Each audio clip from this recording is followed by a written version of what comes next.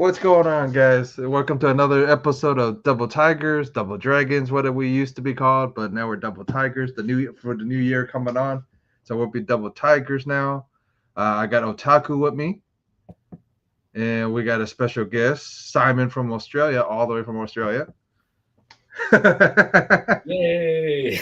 I'm glad you explained the name change because I didn't know you changed it to Double Tiger. So I was like leading up to it, I was like, I'll do some promotional stuff. Like, going to be whipping out my dragon with these two guys. And then I said, wait, you're Double Tiger now. What happened?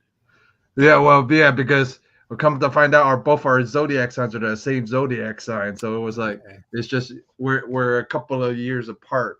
Yeah, we're exactly, Jeff and I are exactly one cycle apart. Simon, what's your zodiac animal? I am dog. Not so exciting. Oh, yeah. Double dog. Very good. We'll just call you Crypto. So, yeah, thanks for joining, Simon. We're going to just catch up with you. This is really going to be just kind of like, focused on just catching up with you on what you've been doing. What you've been up to. Just getting your thoughts on everything that's going on. I brought stuff to show as well. Yeah. So, also, Australia, it's, I think a lot of people are curious what Christmas is like there. What did you do for Christmas? Usual stuff, man. People normally just hang with their families. So I went for lunch. I went to Sarah's family's place. And she's also got like her auntie and cousins and stuff. Nephews and stuff over. Did lunch there. And then after lunch, we go to see my family, hang out with my mum and my brothers for dinner. So nice. A full day of food. Did you get any nice nerd gifts for Christmas? Yeah, I mean, I didn't get a lot of presents really. I get all the money, which was good, which I used to buy nerd gifts. My brother bought me randomly. He bought me a Chainsaw Man statue, so I was like, okay. Oh, nice. That's cool. Yeah, I'll take it. I mean, Chainsaw Man's all right. I'm not obsessed with it, but it's okay. My other brother, strangely, got me this, which I will never wear, but what is a one piece? A t-shirt. A t-shirt. His own logo on it. With his own logo on it. Yeah. So there were some interesting presents I got. I was like, okay, I'm never gonna wear those. I hope you know. Well, you got Sarah. That's what you got Sarah for. Yeah, I'll get her to wear it. That'll be even funnier. But yeah, I got a lot of money, which is good because money was a struggle for the last 2 weeks with buying Christmas presents and all that stuff, and just Christmas in general.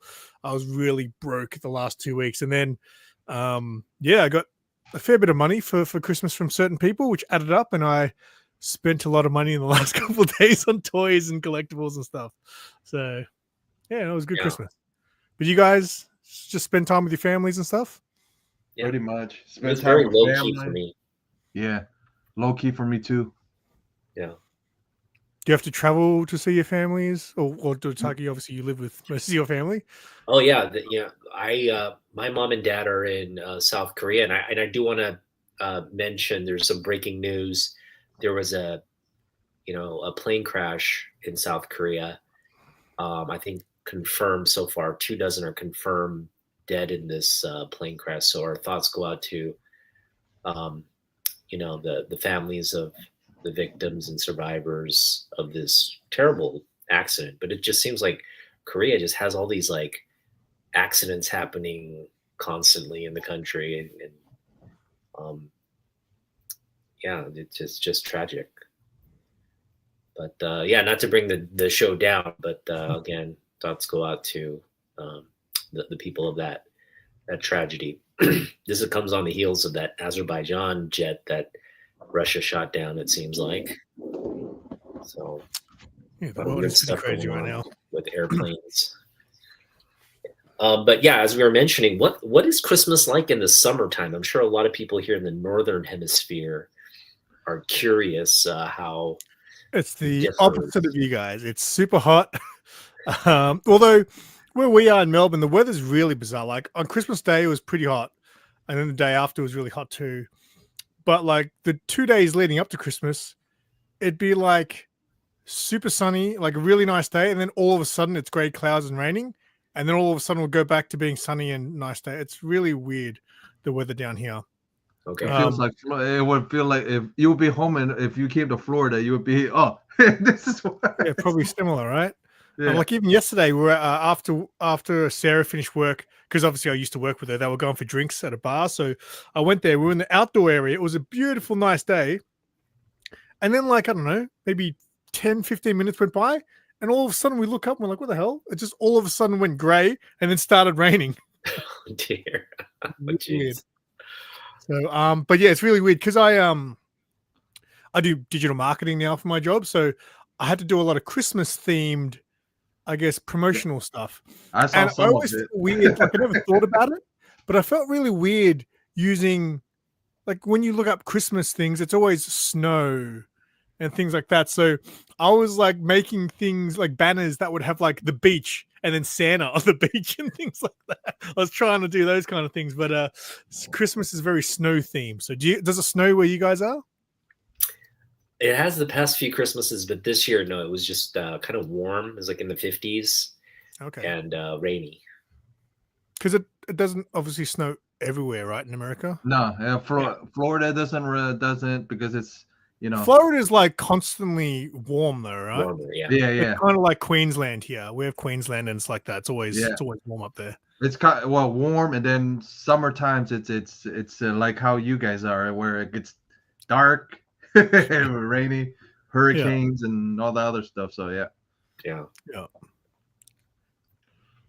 But yeah. Yep.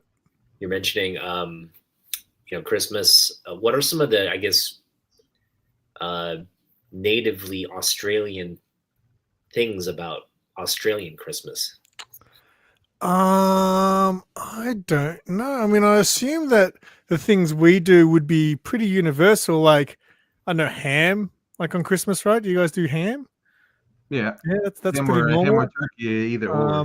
I guess because of summer, like for Sarah's family, they had like a barbecue. That's very Australian, right? And beer and barbecue. That was what we did at Sarah's. I don't know if there's anything really that's in Australia. I mean, you guys do when you're at the table eating, you guys do the bonbons, right? Bonbons? No. No. So there's little things. Everyone has one at their table, and then you cross it. Yeah. Cool. And they have I know little. what they are, but yeah, I've never done one, but yeah. Oh, okay, so that's pretty much always at Christmas. Like every time I've gone to Christmas, they're at the table, and when they crack, it comes with a little crappy paper hat that you put on, little crown, and then it comes with a little toy. It comes with a little joke. I mean, that's very Christmas. But yeah, I just assumed that was everywhere. So, what about the tree? Do you guys actually do like Christmas trees and stuff? You finally got her a tree this year. Yeah. So years ago, when I first started dating Sarah, she wanted me to get a Christmas tree, and I was not a Christmas person. I hated Christmas. Christmas reminded me of work, so I never liked Christmas. I never had a Christmas tree. I've lived by myself for a long time, so like I never had a Christmas tree. And then the second Christmas we were together, leading up to Christmas, she sort of mentioned that, and on live streams and stuff, because Sarah was still in videos back then, and everyone was like, "Why don't you just buy her a Christmas tree, you bastard?" So I was at the stream. You bought her a $4. Yeah, so I bought a $4 Christmas tree to make her happy. It was about this big, and yeah. But this year, because we live together now, she was like, "I want to buy a big Christmas tree, and I want it to be black." So we bought a big black Christmas tree. So but we don't do like fake trees. I don't think because do you guys just buy a fake tree, or is it very common that people will have like a real tree? Here in the northern part of the U.S., everybody gets real like pine trees, so they cut down like miniature pine trees, and it's either pine trees or either a fake tree, depending on if you want to clean the mist. Yeah, I mean it. So you have to get a little stand, like water it kind of watered so it doesn't get all dry. But it's just up for a couple weeks and then you throw it out. Well, that's the good thing about a real tree. If you got pets, it's a little bit. Yeah, well, if you got pets, it's like if you got cats and stuff, it's fake trees the way to go here. Because if you get a real tree, Those guys get those damn pine needles in them. Forget it. Oh, really? Is it that? That's a is that- vet. That's a vet bill. A big Yeah, vet because bill. I've never really seen a real Yeah. pine Christmas tree. So I feel like I've seen some people advertise though, like here that they've got them, but I've never been to a house. I'll be surprised if they have them over there. I'd rather throw the Christmas tree out because now, like, ours is still up. I think we're Yeah. going to take it down by New Year's Eve, but I don't look forward to trying to fit that thing back into a box. You know? Yeah. All right. Well, it's going to be 2025 soon. I think, sort of New Year's resolutions or plans for the new year? Well, my resolution is definitely so. Last year, at the end of 2023, I remember, I think I made a post on Instagram maybe saying how it was a really good year, and all I need to do now is lose some weight in 2024. And I didn't do that at all. This year went really quick. If anything, I probably gained 5 kilos. So I got to go on a diet and lose some weight, mate. I'm getting too big. Okay. Everything's starting to hurt. When I run now, I just look like a fat person running. Yeah, I hide it very well because I know the camera angle, the high camera angle, hides everything. So, but yeah, I've gotten very big in the last few years. Yeah, I mean, weight's an issue for everybody, I'm sure. Like after the holidays, like I'm feeling kind of heavy as well. Eating all the good food, and there's just you just got to kind of remind yourself to exercise and my new job doesn't help because my old job working in retail, I was on my feet all day and just walking. Yeah, like I'd clock up but now 13,000 steps just from work. Now I sit at an office desk all day. Oh, so man. I've lost out on 13,000 steps a day to my new job. Now you've been like podcasting with Mark for a while now. Can you talk more about your plans for that and kind of your relationship with him? And yeah, so he was my comic shop guy I met many years ago. When I first got into comics, obviously I didn't know where to start. I kind of just ventured into it, and I used to go to different shops all the time. Like every time on my day off on Wednesday, I'd go to just different comic shops. Sometimes I'd go to like 3-4 comic shops in the same day and buy books from, like, my hauls were expensive back then. And then so something weird that happens here. So back when Wednesday was still free comic book day, I know COVID kind of ruined all that, but if you went to a comic shop on Wednesday, it was free comic book day, but pretty much all the shops, they didn't put their new release comics on shelf until about 4 p.m. I don't know why. In my head, I'm thinking maybe because it's like they're trying to line it up with the US hitting midnight. But as far as I'm aware, there's no embargo that says that you can't release it until this time. It's just like, this is the release. You can't release it until this date. Well, right? There is an embargo over here where they go. It used to be where they couldn't release it until Wednesday because because the Diamond would send secret shoppers in, and that would be an issue. Yeah. No, so that's the same. So there is, I think, an embargo for the release date, which is the Wednesday. But I don't think it was like, but you can't release until this time, because how I found Mark was when Batman Damned came out. I was really excited. I'm like still in my first year of being into comic books, and I'm like, oh, I really want to read Batman Damned. So I discovered his shop the day of release. It randomly came up on Google. So I called him and said, do you have this book? And he said, yeah, I've got it. And I said, do you release your new releases? So, because the problem was with all the other shops releasing it at 4 p.m., all the other shops are really far away. I don't want to be there at 4 p.m. and then try to fight the traffic to come home. So every Wednesday I used to buy the new releases from the previous week because the current weeks hadn't come out on shelf yet. Yeah. So on the day Batman Damned came out, I called Mark and I was like, do you put your new releases out when you open? He goes, yep, 12 p.m. And I was like, perfect. So that's how I first went in and saw Mark, bought Batman Damned, and then he just became one of the shops I started to visit. But you know what Mark's like. He's very talkative, so he'd always like be trying to talking to me and trying to convince me to get a pull list and stuff like that. I was like, man, leave me alone, stop talking to me. And then we became pretty good friends because he also used to work for the company that I used to work with. So we kind of had that sort of connection. And he also offered, once he found out I had a YouTube channel, he offered that I could film there.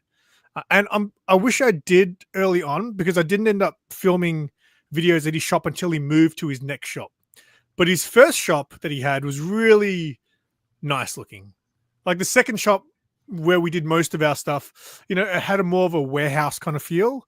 His first shop was a very, I think he calls it boutique, like a very nice, like inside was very nice. So it would have had a really professional look, I think, if we filmed videos at his original store. So, but it was in a really busy part of Melbourne. So like rent was, I think, really expensive there. So that's why he ended up moving. But yeah, we've been doing that for years now. I mean, we've been filming videos together for probably 5 years now. Yeah. We recently started. Yeah.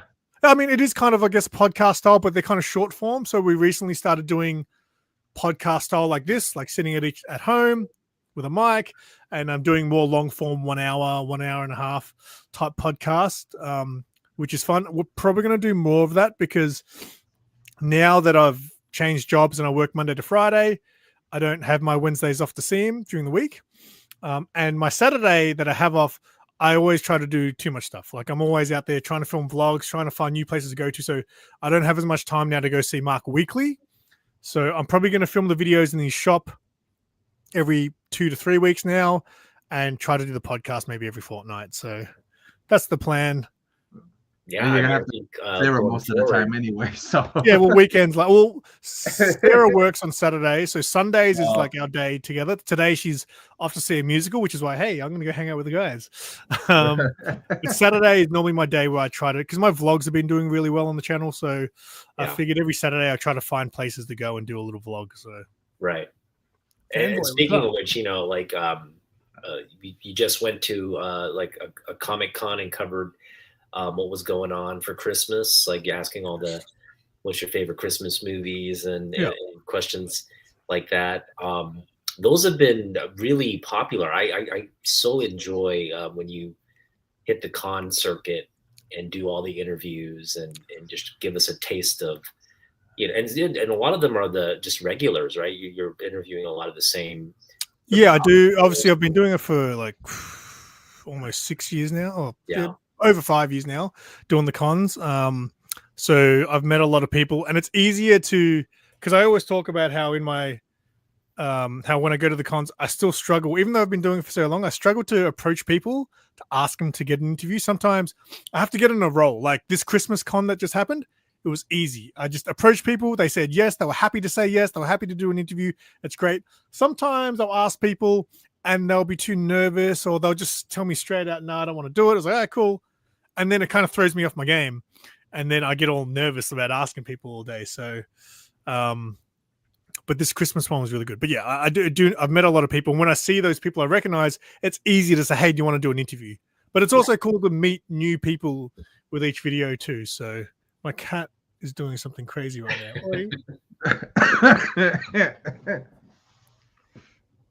What are you doing?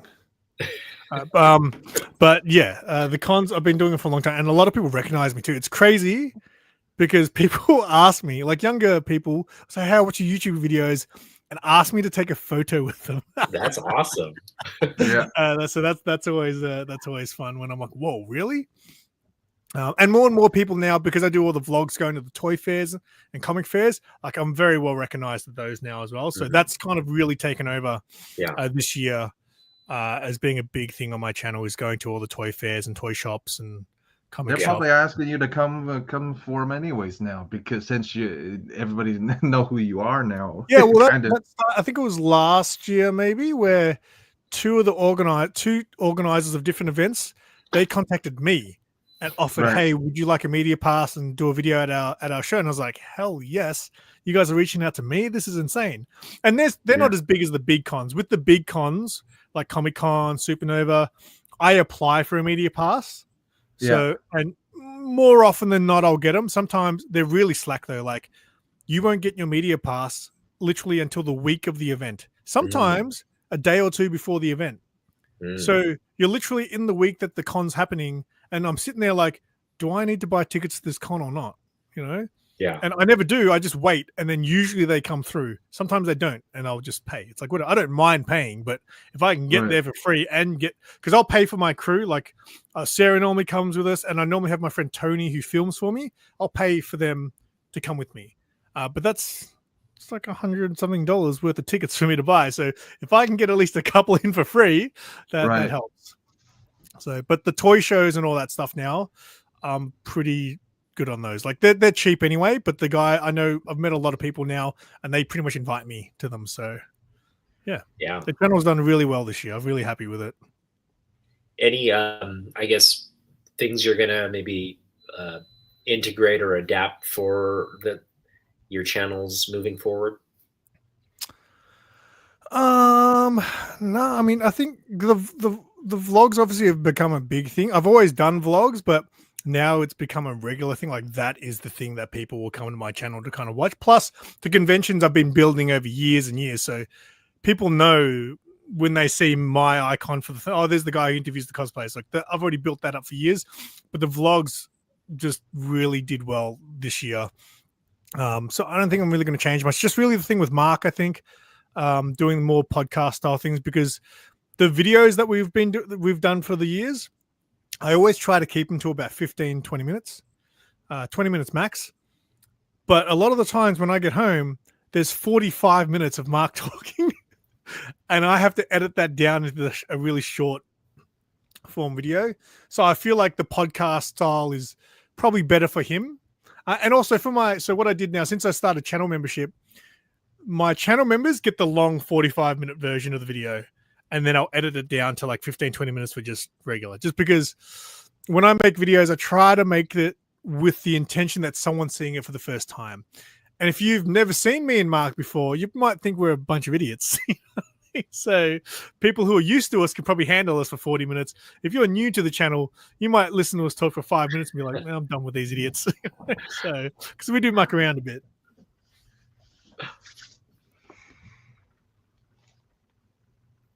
So, I mean, we're going to now focus on some of the stuff you picked up recently. I know you said, I mean, you've been kind of going through a lot of transitions on your channel, in your life and on the channel.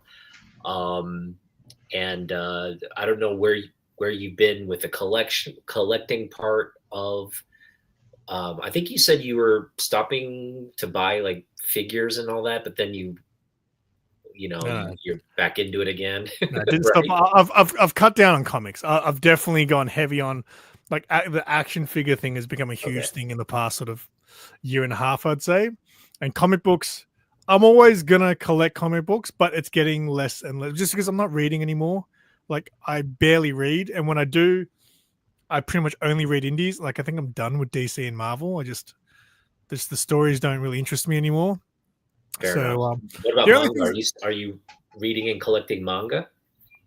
No, I've never really been a manga person or an anime. Not that I don't like it. Like I do watch some anime and stuff like that, but I've never been a big person. Like Sarah, she's a reader, so she's got heaps of manga. She's got heaps of comic books, but she's kind of dropped off them. She's into reading novels now. So, yeah. I'm like, what? So she's obsessed with a little e-reader, and she hasn't really read comics for months now. Yeah. So, but I think everybody hits that point at some, on some level. You read enough comics, and then you kind of like, I mean, you see the repetitive nature of like the story, right, or like of a series. So yeah, like if you've been, so I haven't been into comics that long. I think 2018, 2019, I want to say I started. So I'm not that deep into it. Like Mark, who's been never stopped reading comics, he'll tell you I'm sick of reading the same stuff. You know what I mean? So he likes the new stuff and the new ideas. And then sometimes he hates the new stuff and the new ideas. But I just think there's not many comic book stories that really hit the mark for me. Like I like reading like a mini series, for example, 5-6 issues, tell a story within those 5-6 issues. Perfect. And a lot of titles I'll read are really good until they end. And I feel like very rarely does an ending of a comic book story have a payoff or it was good. A lot of the times it just gets to the end. I'm like, oh, what was with that ending? Like, it's like they didn't really have an idea to begin with. The idea to begin with was great. And then the end is always like, oh, how do we end this kind of thing? And it's never good. Very rarely is it good. So Yeah, you almost have to come up with the ending first and then like work around it, right? yeah, right. So yeah, just because I haven't been reading as much, I feel like 80% of my comic book purchases are cover buys, and it's getting to a point where I really need to stop that. Like, and because there's a lot of people who stop collecting new. I mean, do you guys still collect new comic book day stuff?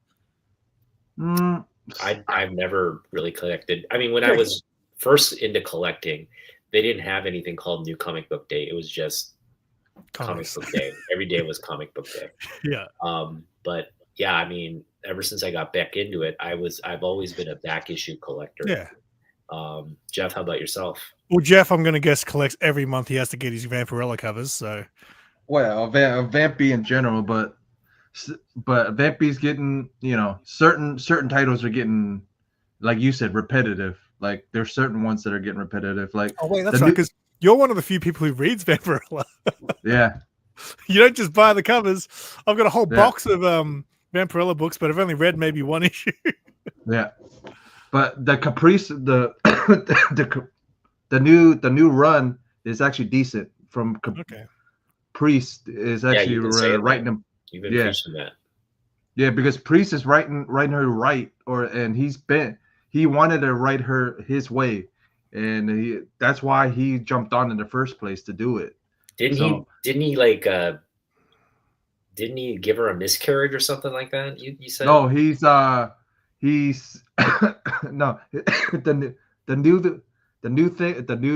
new arc is that she's gonna have after having the son, her son, she's gonna have an abortion. No. I'll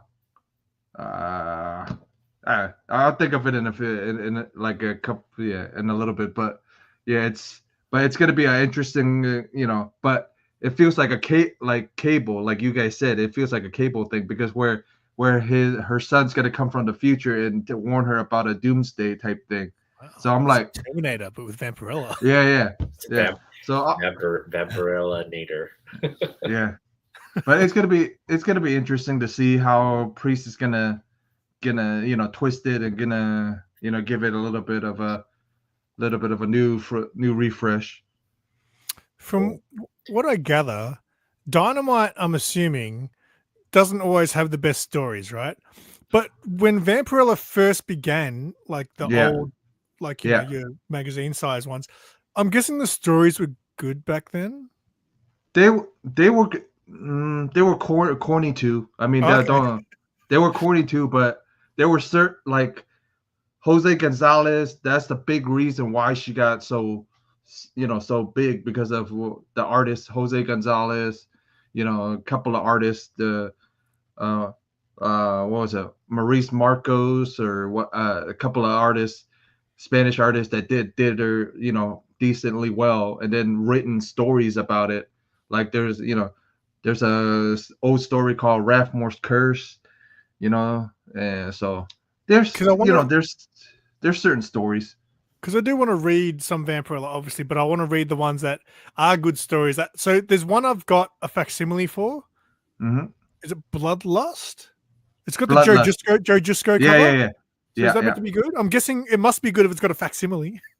Yeah. Bloodlust is one of the good ones, and he did the interior art and the cover art. Oh, interior as well. Wow. Okay, yeah. Read that. At the time, he did interior at the time too. So that's a pretty decent story.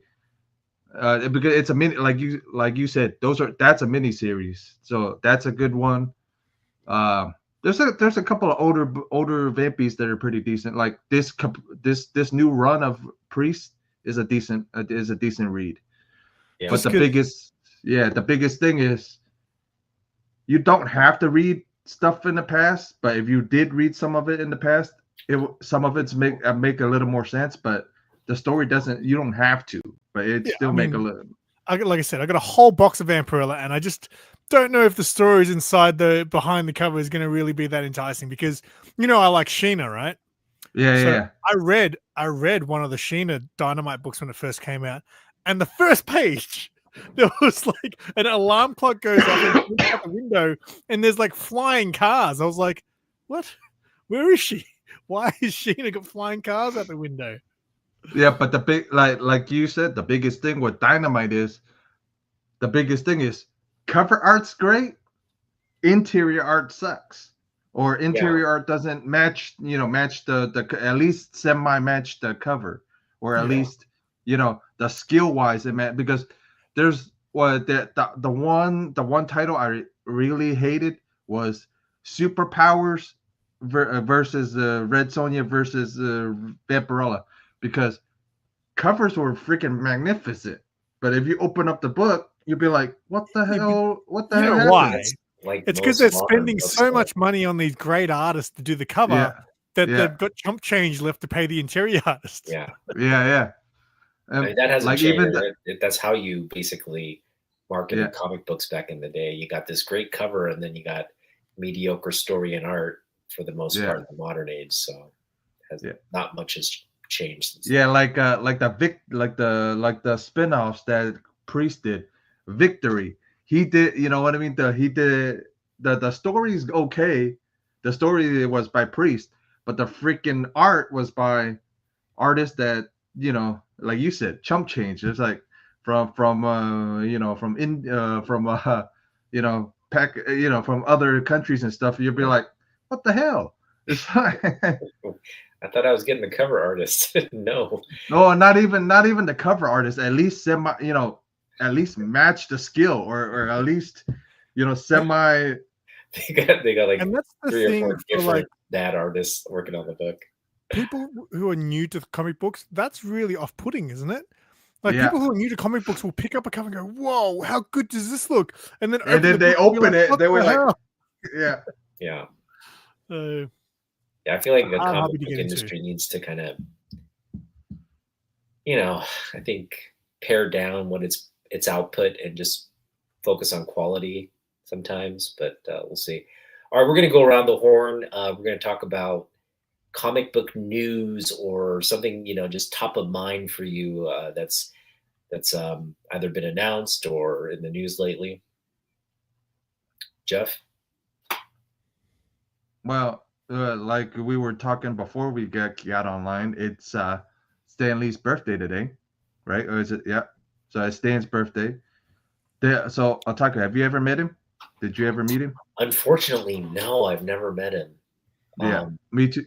My biggest thing was I could have, but I didn't want to wait in the line. Dude, yes. So when he came to Australia, I think he only did Sydney, I think. You're so right. I have friends who went and got photos with him, got signatures from him, but they told me that they got there at 9 and weren't able to leave till after 5. But the cool thing, so literally you were in line, you couldn't enjoy the con. You had to stand in a line from 9 to 5 just to get it. But the good thing was Stan stayed back after hours to make sure everyone got their signature and got their photo. Nice. Hey, that's cool. So you didn't meet him? No, I wasn't. I don't even think I was into comics yet. Yeah. So, and yes, I wouldn't wait in that line. I waited in the line for Kevin Eastman, and that was too much. For 5 hours, I think 4 or 5 hours I waited, and after that I said I'm never lining up for anyone again. I don't care who they are. I'll pay someone to stand in line for me. Yeah. That's that's why I got the hook. I know the guys that go send that off to CGC or whatever. I go, hey, I don't feel like standing here. Yeah. I mean, it's getting ridiculous with some of these artists. I know I heard the same complaints about Peach Momoko, right? Like to see her at New York City Comic Con, you would have had to wait all day. She's rumored to come to Australia next year. Oh boy. Yeah, we have a con. I think Art Germ's coming. He comes to Melbourne, Australia quite a bit. But Peach Momoko is rumored to be at that con as well. Nice. So, yeah, nice. but if I gotta send you some books to get signed then, because she never comes to this part of the woods, and it's frustrating. Yeah. What Peach Momoko cover would you get signed if you could only get one signed? Probably her Demon Days design cover. I want to read that. Is that good? That actually looks interesting. Yeah, One thing I like about one thing I dislike. Don't get me wrong. I like Peach, but I like her. Her art doesn't transfer well to covers. I noticed because I watched what was it? I watched a live stream. Oh no, a video where the guy actually went to the Tokyo Comic-Con or whatever, and actually got to look at her original art. Dude, her original art is bar none is great. It's just, but when it transfers to freaking comic, like the cover in general, it doesn't transfer do well. justice. You're saying, yeah. I think it depends because she definitely there's some covers that she does that are great that I think are awesome, and then there are some covers like that's not good. I mean, in my opinion. But if you like, yeah, if her you quality saw, at Marvel is because she's doing so many covers. It seems like she's just kind of like, just like while she's having her morning coffee, she's doing a cover, and it's not giving. You just don't feel like it's her best. The interior stuff that she did though for that book you were mentioning looked really good. Yeah, absolutely. And that's the thing. Like, I think she should get more credit for panel work than cover work because her panel work is like, it is. She's taking her time with the panels. Well, though. also, that's the biggest thing. Yeah. Like she's like a chameleon. She can do manga style like paneling, but she can also do like American comic book style paneling. But she seems to be right now like she's kind of in that I need to, kind of differentiate myself in the American comic book market. So she's being very like Japanese and manga stylish with her artwork, which is fine because there's not a lot of that in comic books. But I wish she'd kind of go more like Western comic book style with her unique art style. I think that combination would just be dynamite, and just be like kind of do what other people are doing, but with her sketches and her like inking. That would just, I think, propel the medium to a new standard. I remember just back on Stan Lee for a second. I remember, Asian Funk Comics. I remember he did that video where he went to meet him and get a signature.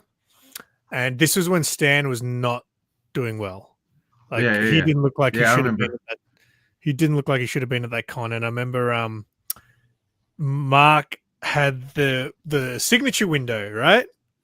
And it looked very strict with the crowd, with the security control and stuff. Like he was like, "Give me the book, get out of here. Here you go. See you later." And I remember Stan Lee signed the bag rather than the signature window. So he signed on the bag, and then Mark gets it afterwards. He's like, "Oh shit, you signed the bag." And then there's all these people like, "No, man, go back. That's bullshit. Go back." And then he's like, "No, I don't want to be that guy." And then later on, he was like, "You know what? I think it's kind of cool because no one else has a fucking bag signed by Stan Lee." Right? Yeah. Yeah. So I always remember that video. No, I mean that was a big. The people were concerned about. Here's this. He was what? Not like close to 90, right? Yeah, it was like 92 or 90, 93, something like that. He's sitting in the same position, and like you said, he wasn't really. He was just kind of scribbling. Yeah. He wasn't really kind of like moving it under his pen, and then he was right. He looked like he was. But my favorite Stan Lee story is from Monty White Gloves. The story is that Simon, you know how excited he gets. White Gloves gets. He'll go. So he did that in front of Stan and scared the living shit out of Stan. So he goes, it would have been Mr. White Gloves gets. When was this though? Like, how old was Stan when this happened?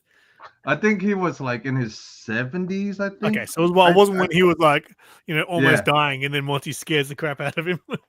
Yeah, but imagine that the headline at the it would have been at con, somebody scares the living. Dude, well, I posted my good memory of Stan. This was back when I was collecting comic books. They put out this video series where Stan, it's called Marvel Comic Legends, and Stan basically interviews guys like Todd McFarlane, um, Mark Silvestri, Jim Yep. Lee, all the stars at Marvel. All the Image guys, pretty much. All the eventual Image guys, yeah. Yeah. But what was interesting was that interview between Stan Lee and Jim Lee, because in hindsight now, I love watching that videos, because in hindsight now, Stan, he was so pivotal in to the comic book industry and creating the giant that Marvel is today, right? Marvel's like part of Disney. Well, Disney's bought Marvel out, and so Marvel is just this huge brand in terms of popular culture, entertainment, and Stan really kind of built it to that level. But what's interesting is Stan's the face of Marvel, and then ironically, here he is interviewing really just like a rookie Jim Lee, but Jim Lee would go on to now kind of be the face of DC, right? He's sort of the if you were to brand an individual at DC, that's the leader there, and will probably be for many, many years, and has also contributed to the growth of DC. That guy is Jim Lee. Your thoughts on Stan and Jim's legacies? You go first, Jeff. Well, like you said, Stan's legacy is he created Marvel pretty much, and then Jim's one is pretty much he helped in the 90s. He helped with the what was it with Hush and all that stuff to make Batman was already but he elevated it. He reinvigorated. Yeah, he reinvigorated DC. Yeah, and brought a bunch of content with him, right? He brought a bunch of Wildstorm content to DC as well.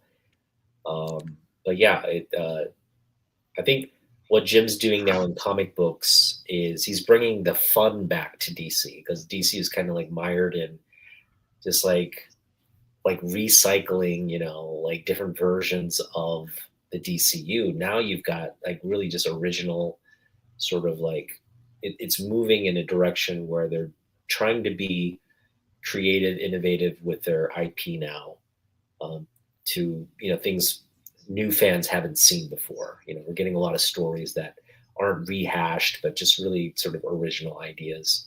A lot of good artists too. It revolves around a lot of great art. But the absolute stuff, Word is still not out on that, but it's getting a lot of good reviews. So I'm still people love it. Gotta wait and see. Yeah. What's going on, Sean? What's up, Czars? Because does Lee do any? He doesn't do any art anymore, does he? He's coming out with a Hush run. Yeah, he's supposed to. The new Hush sequel or something, right? Yeah. Wait, so is he just he's doing the art in it? Is he? What was that? Is he doing the interior art for it? No, get out of here. And Jeff Loeb's coming back for the story, so they're reuniting for that Hush run. That's gonna be interesting to see, because but the biggest thing is he's running DC right now, so it's gonna be interesting to see how deadlines are gonna be met if Jim and him are gonna be doing. Oh, Jim, come on, he's a 30-40 year pro. He can put out. He probably has already finished it, to be honest. Right. When he goes into his little studio, he can pump out comic books with the best of them. It's second. You've seen his sketches, right? They take a little bit of time, but right. But I'm just you can So we're gonna get long nosed Joker again. I didn't read Hush until a few years ago now, but it was the first time I'd read anything with Jim Lee art, and I was like, wow. This is pretty good. Yeah, the interior was pretty. That was your first introduction to Jim Lee, Hush. So I knew Jim Lee, but I'd never read anything that he'd done into, because I jumped straight into modern stuff. So I went back and read a few old classics, but I really haven't gone back and read a lot of classics. So Hush was like, Mark used to always say Hush is his go-to recommendation for DC stuff. So I finally read it. We did a video. I read it pretty much just so we could do a video that I finally read Hush. And when I opened the book and looked, I was like, "Holy crap! This interior is amazing." Yeah. It was very good. Yeah, I think that's how everybody felt. You just were seeing Jim Lee like kind of peak at DC. Like he Actually, I acquired all this I forget what knowledge and I ended up experience, and then he just reading or what I ended up showing doing. off. When it first X-Men, that's what mine was. Mine was X-Men. Yes, I haven't read all those. I think I even got that book. Well, I've got one of the covers from the first X-Men, but wasn't something I ever read. So right. But mine was more of the animated series, and then I jumped in at that time too. So that's how I ended up knowing about Jim. Yeah, so I loved the animated series when I was younger, and I did read some of the comics, but I was into comics when I was like I guess early teenage sort of years, but I never really enjoyed X-Men. I don't know why. I don't think I like team books because that's carried over till even as an adult when I got back into comics. I've never enjoyed Justice League and things like that. I don't know. I think I enjoy just focusing on the one character. Like when a story jumps back and forth between all these different characters, I don't think I really enjoy it. Fair enough. Yeah, I mean, I think X-Men is. I used to love X-Men. When I read kind of modern X-Men today, it's just like not much has changed. It's just like different names with the same game. So yeah, I definitely feel that. Batman, Batman's a title that they always kind of bring something new and refreshing to either his character or to the people around him, right? You can bring in new characters and kind of focus on the relationship between him and that new villain or new character, and that's always kind of it's enough to sustain a book, right? But yeah, well, now like in my short time in comics, things that have happened to Batman is Alfred died, and it doesn't seem like he's coming back. I mean, maybe one day, but you know what I mean? Like that was when I read that, I was like, oh, that was pretty brutal. I don't know if you guys read that I think it was in Tom King's Batman run. Yeah. When they break his neck, I was like, that's a pretty full-on panel I'm looking at there. And then later on, James Tynion, I think, made him get bankrupt, so he's not rich anymore. And that seems to have stuck, I believe, in the canon. So, yeah, all interesting things. Batman's cool. Yeah. All right, what's next, boys? Anything else, other things that are top of mind? What are your thoughts on the Gun teaser trailer that hit? I thought it was great. It's fantastic. I was very surprised that I thought it was. I mean, I don't know. Actually, I don't know if I really had an opinion because I know a lot of people didn't have a great opinion with James Gunn taking over.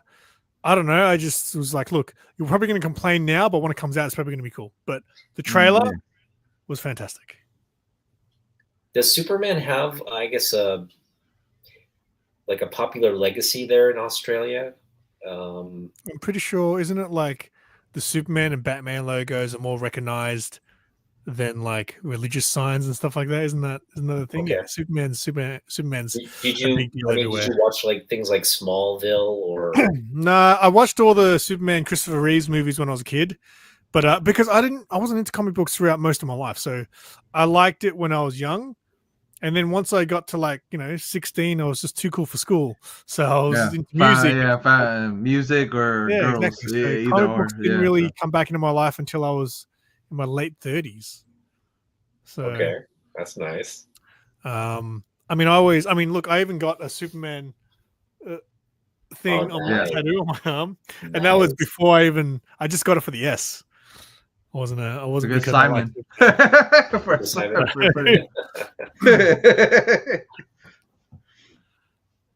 But I never watched any of the CW shows and all that sort of stuff. Yeah. Well, Sonic. Anyway, Sonic came out this week. Yeah, it was this week. So yeah, I didn't really enjoy the last one that much. I like the first movie. I didn't really like the second one that much. Well, what everybody says is the third one's better than both. That's what they say, but I don't know. But is it Keanu Reeves that plays Shadow? Yeah, that's cool. Keanu plays Shadow, and then Jim Carrey came out of retirement just to play Robotnik again. So I mean, voice cast there. Yeah, it's gonna be interesting to see. I mean, there's already there's actually a Sonic book on the top 10 list. Yeah. So Oh, really? What Trailer book is for it? Ashoka came out. What are your thoughts on that? I don't know if you guys are following Star Wars or interested in that. Oh, the new one. Yeah. I haven't he's watched Star it Wars yet. guy. But the trailer looked super fun. The trailer just had a real 80s family film vibe to it. And from what I've heard, people are like, that's exactly what you get to. So I keep forgetting that it's out. I just started watching Squid Game. So once I finish that, I'll Oh. probably jump onto. I heard mixed reviews about the second season. Yeah, apparently people aren't liking it, but you got to see it for yourself. I've only watched 3 episodes so far. And I really liked the first episode. The first episode, I was like, that was good. So yeah, I'm 3 episodes into Squid Game 2, and then I'll probably check out Star Wars. Have you watched Star Wars or any of them? No, I forgot Squid Game came out, but Yeah, that just came out. I forgot. I forgot. They released the Star Wars whole was out season. too. They released every episode in one hit. So Yeah. a lot of people, I'm going to guess, just watch the whole thing in one day. Just binge it, but that's the only problem now, man. You released all of it, and then now you get binge it and you forget. Yeah, you're like, what the hell happened? Biggest show for like 1 week, and then you drop off. Yeah, and then what the hell happened in episode this or episode? Let us know what the ending is. It's probably going to be another shocking ending, violent, shocking ending. Outcome no one expected. Yeah, well, now people expect it because of what happened the first time. So, so they're gonna expect something big, and watch it not be something big at all. Yeah. What are the things, I guess, top of mind, news wise? I don't know. I think the Superman thing's probably the biggest thing that I can think of. That was that's the biggest thing so far. Oh, and what was it? Yeah, that's the biggest thing because there's not. It was Christmas this week, so there was nothing really big that that hit comic book list at all or market at all. I don't think we're kind of, I guess, in the a stretch run of things that are coming because usually Super Bowl Sunday is what kind of kicks off the whole summer blockbuster hype season, right? It's like they launch all the movies that are going to come out starting March through the summer, and usually I know Superman's probably going to have a full trailer version come out on Super Bowl Sunday, so I'm sure that'll be fun to catch. But yeah, we're kind of in this sort of this kind of quiet season, I guess, in events. Yeah, well, Nosferatu came out and Sonic came out, so yeah, and then everybody, I saw the popcorn bucket for Nosferatu, and it's the Crypt.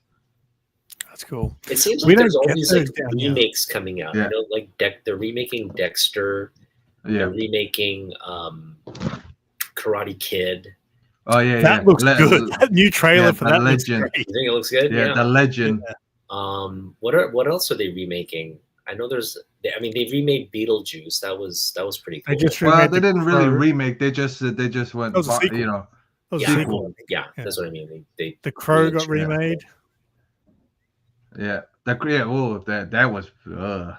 Have you watched it? Because I want to watch it. I do want to watch it. I know people say it's crap, but I want to give it a chance. Yeah, well, get your own opinion, but I'll be surprised if you last at least. Wait, did you watch it? Yeah. Oh, okay. Well, the trailer didn't look that bad. Like the trailer looked violent. It looked like the Crow. I like the Brendan.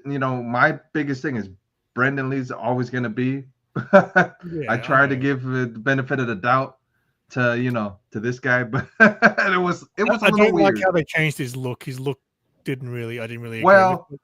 They didn't really change the look because it's another interpretation of it in the comics, so it's another version of him so it's another version of a crow in the comics. But it's Eric Draven in the remake. Yeah, that's the biggest problem people have. But that's the biggest issue is this. The look is a whole nother crow. Yeah, and that's what I'm saying, because Eric Draven has long Right. hair and stuff like that. Right. So Right. whatever. Yeah, I'll so still this is give it a chance. yeah, just give it a chance, but I didn't last 5 minutes in it, so I'm being honest. I But what happens if the didn't last next long. fucking 90 minutes was going to be great after that? Yeah, I didn't last long, man. I'm like, okay. If I fall asleep during it, yeah, I know I didn't last long. If I can fall asleep to it, yeah, I know it's bad. I did pick up this year, which was one of my Ooh. better pickups. Ooh, wow. Is that first print? Nah, it's a third print, but still, it was still a good price from the third Hey, print. but still good, yeah. man, for And it's being still in like, Australia, getting a third print of it. 1990, I think the third print came out. So Yeah. Because I think first print was 80 something, I think. I can't remember exactly, but I think it was like sometime in the 80s. it was 89. I think it was right at the end, like 80. I think 89 it came out, and then the third print was. I think the first two prints might have been 89, and the third print I think was 1990. Right. Nice. Yeah, because that's it. That's one. Yeah, that's one character that I've always liked too. But everybody thinks, oh, hey, Jeff likes booby characters. No. See, that's why I've moved away from. I became that guy for a little while, Jeff. So I had to kind of make people, Any other big pickups from this year? I had some. So yeah, I brought some stuff to show you guys. Like, because Jeff was saying, bring your flex book, your recommendation book, and your spec book, right? Oh, spec book, rec book, and then the flex book. Yeah, the big book. Spec first. Okay, so I didn't really. I'm very bad at this. I don't know. So when you say spec book, do you want me to show you a book that I think is worth picking up, or do you want me to show you a book that was a spec book that I have? Like, what? Yeah, I'm glad you asked. So spec book is a book you think will kind of go up in value, go up in terms of demand. That's relatively sort of an unknown book as is, or maybe it's undervalued now, but has potential to go up in value. The only other time I've been asked to do this, I think it was on Gary B's 1011 show, and I had to bring a spec book that I thought would, and I got ridiculed and laughed at for my pick. I chose at the time Star Wars: The Force Awakens, because I was like, it's a $10 book. For you guys, it's probably a dollar bin book. But it's the first appearance of Rey and Kylo and, things like that. It's like, why is this book not worth anything? But when they make that new trilogy with Rey in it, that book should finally get its worth. But I have got another book to show you guys, which I'm sure has been a spec book in the past. But right now, I don't think it's a very expensive book. And obviously, Aliens had that new movie come out this year. Yeah. It did really well.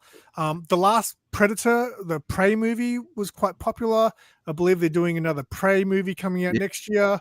There's going to be a new Aliens TV show, which will all lead eventually to probably a hopefully good Alien versus Predator movie in the end. So I've brought along Dark Horse Presents, which is the first Alien versus Predator book. And I found this for super cheap. This was like, I think I want to say they had it for about $18 Australian, which is probably like $10 for you guys. Undervalued, yeah. That's a cheap book, and I think eventually it will have its another day, being like a demanded book. Because I believe a good spec book. AVP there will be another future Aliens versus Predator movie, I think, and hopefully a good one because the other two were trash. I think they're going to take a real good, thoughtful approach to the next one. Make the special effects because the previous movies, I think the budget on the special effects it wasn't what it was, But even the story, the story for the first one wasn't terrible. It just wasn't well just was executed. Small budget too, right? So you said spec and then rec, right? Yeah, let's go rec book. Well, let's go around the horn. Jeff, okay, you have your spec book. Spec book. Let's see. Yeah, I got a spec book. Well, this is a spec book because if you can't afford Vampy 1. Well, this is because this is the first colored appearance of Vampy's story. So. Oh, that's an interesting. Oh, look, who did that cover? The Vampy looks good there at the bottom there. Yeah. That's actually what one of the original scenes of the in the original panels. One of the original panels is colored, so Who it's did the actually the colored original edition. panel work on that number one? Yeah. Who's artist? The panel artist. Not Gonzalez. I think it's Archie Goodwin. I think Archie Goodwin is the original artist on it, but they colored it. They colored it in this time. So this is the first colored appearance. Colored original. That's cool. That's very cool. So and this one, this issue actually came all the way from Austria, from VV. So this is a special place. So yeah, so this is a spec one. If you guys can't afford Vampy 1, you guys can pick this one up. How much is that one? Probably like a $10, $15, $20 book, something like that. So it's not like a grand for like Vampy 1 is like almost 1,000 something. Yeah. So Jeff's specking on Vampirella hard. Each week I've always spec on Vampy. Yeah, but you know what? He's teaching people all the minor keys in the Vampirella world. So yeah, love it. He's gonna have his day in the sun. You know it's coming. My spec book is a book that I just picked it up like yesterday. So if you watch my haul video, it's one of the books there. So let me preface this book with another book I'm targeting, Action Comics 689. Action Comics 689 is a 90s book. It'll probably not right now I think it's an $8 book. Knock on wood, because as soon as you mention this book, it's gonna go bunk. Take a bump. An $8 book. It's a 90s book when they were just like printing it like toilet paper, and it's the first appearance of Superman's black suit. This is in the Death of Superman series, and then they have the Reign of Superman, where all these like multiple different versions of Superman come, and then Superman comes back to life, and he wears this like cool black Kryptonian suit. It's basically like DC's version of the black suit for Superman, right? Instead of Spider-Man. Really like Spider-Man, yeah. So Action 689 is the first appearance of that in the interior, but then the first cover appearance is this book. This is the first cover appearance of Superman's black suit. Nice Dan Jurgens cover there. And this is a spec book. This is like a dollar bin book at best right now, but I think at some point we're going to get a black suit. We already had a black suit Superman, right? Like Cavill brought it, but we're going to actually get maybe this in-story version of the black suit. And when it comes, this will be a $10 book at the end of the day. Look at the collar on his top. It reveals a lot of back. Look how much back he's showing. What the hell? So we're in a backless muscle suit. All right, rec book. Recommendation. I know your rec book's going to be good. I've got two, if that's okay. Okay, that's fine. I'm going to give a plug to this one here. I haven't read this yet, but I heard it's good. I heard this is the hottest indie book of 2024, and I want to give the guys a shout out. It's Gods Among Men. You probably follow them, Cynation Comics on Instagram. They do the best marketing going around. They've done such a good job promoting this book. And I do have a copy. And this is signed by a couple of the guys. And I've also on the back here got the brother, one of Josh, I think, he plays in this band Anna. So they've actually got two comic books, but this is the one I think everyone's talking about. So I do want to read that. That is on the to read list. But something I did read this year, which I thought was actually really good. I've got it up here. I actually didn't have this prepared, but then when I grabbed the Crow book, it was right behind it. All right. So this book here, it was a 4-issue AWA title. Fantastic cover too. Ooh. Like that, Jeff? Mm-hmm. Red Light. Love the title. Written by Sarah Cho, I think her name was. Okay. Not related to Frank. This was a really great read. I really enjoyed it. And even the end wasn't terrible. It was just like, okay. It was just like, it just ended kind of. But it wasn't a terrible synopsis. Okay. Sorry? I thought you're getting into it. Sorry. Sorry to interrupt. So it was basically about these robot prostitutes, basically prostitutes who are robots, right? And they just are made right to be prostitutes. But one of them basically, I guess, decides to want to get out into the world. Let's just say that's the gist of it. But yeah, that was actually it was a really quick read too. I read that all 4 issues in one night, and I just thought that was one of the better reads from this year, considering I barely read anything. Yeah, the art looks amazing. Yeah, the cover art is by, is it Jeff Decal? Okay. The interior doesn't look the same. Just okay. So just I was like, it never does, mate. That's our interior arts. That is a nice book. All right, thanks for the Rex. All right, Jeff, you ready to go? What's your rec? Yeah, I got one. It's one of the newer books that came out this year. So. Oh yeah, I haven't read them yet, but I picked up the first couple of issues. Oh, nice. Yeah, the first issue is really good, man. So I really enjoy it. It's vampy. She's vampy-esque. She's a vampire, pretty much. She's pretty much vampy. A modern take on, I guess, on her. I would say. Reading it feels like a modern take. You know what I mean? Yeah. So cool. It's just a different you know what I mean? A variation of it. So they just can't call her, you know. Yeah. It's like the poor man's version of Vampy. Pretty much. But it's an interesting read. So I enjoyed it. Nice. So that's one. Is that a mini series or is that going to be an ongoing thing? It might be a mini. I'm not sure. I feel like I've ordered 3 issues of it. Yeah. It's probably going to be a mini. If you only have 3 cover artists doing some of the variants too. Yeah. I enjoyed it. I enjoyed the first issue. I still haven't got a chance to read the second one yet. So nice. I might before the new year ends, I might get to it. Like Simon says, I may get to it. If something doesn't catch my eye later. Yeah. All right. Well, my rec book is an older book. It's not anything new, but I do think it's significant. And right now, as we're kind of building toward Secret Wars, and I think right now all the clues are pointing toward, Tom Holland, the black suit, getting venomized and all that. It's kind of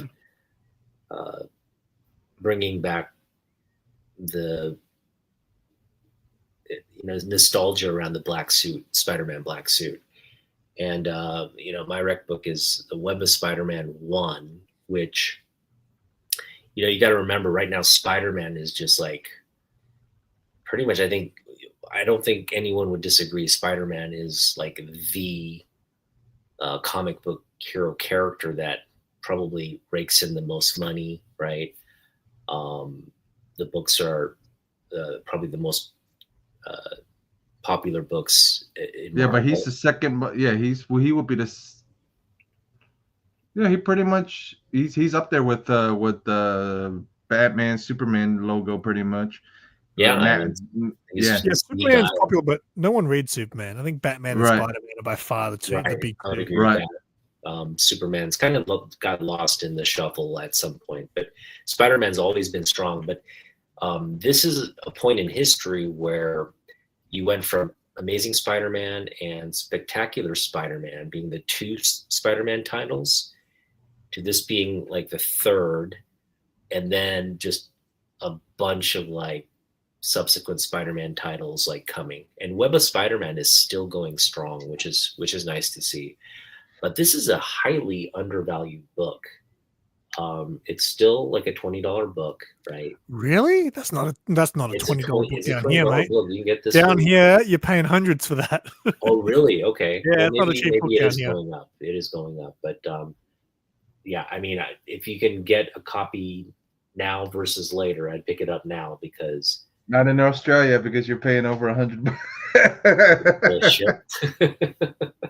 Probably, yeah. But yeah, this is just a great cover by Charles Vess. A great sort of they start a new sort of story arc for the character as well, based on is kind of what this title did for Spider-Man was it created this sort of new modern take on the character with characters that weren't so like wishy-washy, but kind of like modernize the villains as well and put them in more sort of I guess dramatic situations, right? And then it ran parallel with ASM for a lot of the crossover storylines. So it was a real just kind of revolutionary, innovative book at Marvel for the Spider-Man characters. So that's my next book for you guys. All right. Flex book time. All right, what do you got? Flex book. My biggest pickup of this year. Ooh. Which is maybe my biggest book in my collection. Because I don't have a lot of big books. Like, I've got, for a moment, first Deadpool, that was a big book that I have. I saw your video for this book, by the way. Yeah. Yeah. So yeah. Finally added that to my collection. This to me is like Jeff's Vampirella 1. Yeah. And it's a really nice looking copy too. Yeah. Like real clean. You should get that graded. Yeah, so that's the plan. I think next year, I think I'm probably going to do my first CGC not my first, but like I'm going to organize. Probably Dave from Still Only 35 Cents. He said he's happy to sort it out for me. I just got to pick out which books I want to get graded. So I probably only ever do this once. Yeah, I might send off 5 books to get graded. Wow, and this is definitely one of them. So maybe The Crow as well. Maybe that'll get graded. Yeah. So that is a beautiful book. Yeah, do you have that one? No, that's a big Flex book. Yeah. Yeah, very happy. First Harley Quinn. Yeah. I picked up a lot of books this year that I thought would never have. Yeah. What prompted that? Was it on your to buy list, or was it just impromptu? It's always been on my to buy list, but it's also always been on my I can't afford list. So I actually got that from Bub's Comics. He has that book already, but he bought a collection of someone, and one of those was in there. Wow! So he sold it to me at a reasonable price. So I was like, so normally, it's not like I couldn't get that book. In that condition, I got it at a really good price. Yeah. But he also allowed me to pay it off. So I paid it off over 2 months because I can't just fork out that kind of money in 1 week or on the spot. So he let me pay it off over 2 months, which is the only reason. Who else is gonna let you do that? You know what I mean? Exactly. Now nobody, right? Yeah, because not long after that, another guy in Australia had a copy, but his was trashed, and he had his for about $500. So I paid $400 US for that. Oh, get out! Which is about 600 Australian dollars. There's a guy currently locally who has a copy it was in my latest vlog actually. He's got it for 500, but the copy's trashed. So for that condition, 400 US. That's that's a steal, man. Offered for me, yeah. So it was one of those things because I was like, I don't know if I can afford it, and he was like, dude, trust me, I'll let you pay it off. Like this is your best chance to ever get this book, and I was like, all right. So pretty stoked to get that. That is great. Yeah, that's. So do you guys do this every week on the do you guys always do these 3 books every okay. Yeah. Yeah. Yeah. You can eventually run out of stuff to flex though. Nah. Well, we never do.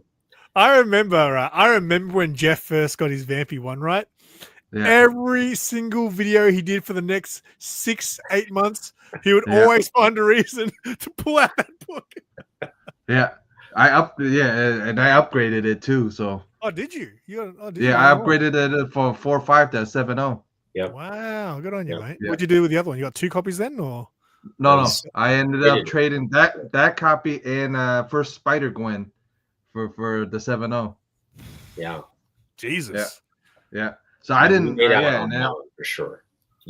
I made out on that one, and then all I have in that book is $200, and I traded 2 books. So nice. Can't beat that. All right, let's see the flex.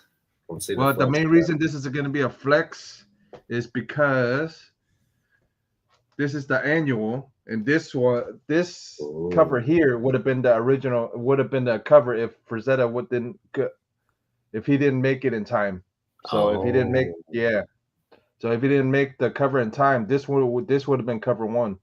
This would have been Really? issue As 1. in Vampy issue 1? Yeah, this would have been a Vampy issue 1 cover. But then when did this come out? Like, did this come out? How many issues of it's an annual? So how many issues of Vampirella came out before this came out? Like three to four issues, or like 10. I think around issue 10 is when this thing came out. I think, but originally this cover was gonna be issue 1's cover. Wow, so okay. Who's the artist? Yeah. So, what is it? The artist's name is great back cover too. Yeah, back cover is nice too. Yeah. Original artist is let's see. No, it's not. It's not Gonzalez. I always forget the guy's name. But this cover would have been Vampy 1's cover, and another cool thing about this annual is James Warren hated issue 1's interpretation, hated Forrest J. Ackerman's interpretation of her story. So this is another rewrite of the story of issue 1. Oh. So this is a whole different like they changed little bits and pieces of the story because how James Warren didn't like this. So there's another, like Simon said, this is like a minor key type thing. Okay. Yeah. Yeah. So nice. Minor key. Yep. Big book. Yeah. All right. So yeah, my flex book this week is I think it's gonna there's potential for this book as a spec book as well, but there's a theme to kind of what I've been introducing, right? Are you getting the theme here? Men in Black, right? So this is my flex book, and I'm just going to show off the back cover first just to give you a sense of the grade on this. It's a very high grade copy of the book I'm about to show. Mm-hmm. This is the back cover, as you can see. Have you got that in Mylar with no board? Or was that a clear? It's a clear. There's a clear board. Clear boards. Wow, what's that like? Yeah. And you can see it just flawless there on the back cover. Front is flawless as well. But this is, I think, going to just be it's a big book now. It's a $50 book right now. But the potential, especially in this grade, I may have to get it graded, but the potential for this book is just to the stars. And we got wow. Is it just that cover that's expensive? This is actually his first cover in comics, and it's also, I think, the second appearance of Darth Maul in comic books. Is it just that cover that's worth? Yeah, this cover's worth because it's a photo cover of him too. It's of the actor, I think. Yeah, too. It's of the actor. There's a photo. I've got that issue, but I think I've got a different cover. Yeah. Yeah, because he was the Star Wars. This is the original guy for a little bit. Comic book from Dark Horse, based on the movies that came out. So this was launched. I think maybe a year that it came out, right? Those books are underrated, mate, because those books are always the first appearance of those characters in the movies. These are all the first appearances. I'm saying Star Wars Force Awakens, baby, get on it. It's a dollar bean over there. I believe this one is the first appearance of like I don't want to say Jar Jar, but it's somebody like, somebody major from that original movie. So maybe Count Dooku. I think this is the first appearance of Count Dooku or somebody. It is issue 3, but it's it's issue 3. Okay, I think I've got issue 1. It's issue 3. Yeah, you got issue 1. That's the first appearance of that's the first appearance. I think it's the first cameo appearance of Darth Maul, right? Yeah. And the only reason again, this book I think is, well, it's flex for me, but the reason I think this one has some legs in the future is because we know Darth Maul.